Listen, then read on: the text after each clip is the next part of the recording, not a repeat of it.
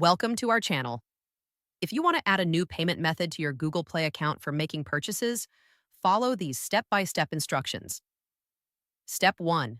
Open the Google Play Store app on your Android device from your app drawer or home screen. Step 2.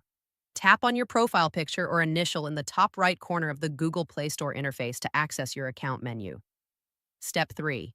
From the drop-down menu, select Payments and Subscriptions to view your current payment settings and options. Step 4. Tap on Payment Methods to see a list of all payment methods currently associated with your Google Play account. Step 5. At the bottom of the payment method screen, tap the Add Payment Method button to begin adding a new option. Step 6. Choose your preferred payment type from the available options: credit or debit card, PayPal, Google Play gift card, or carrier billing if available. Step 7. Enter all required payment information, including card number, expiration date, CVV code, and billing address. Ensure all details are accurate before proceeding. Step 8. Tap Save to add the payment method to your account.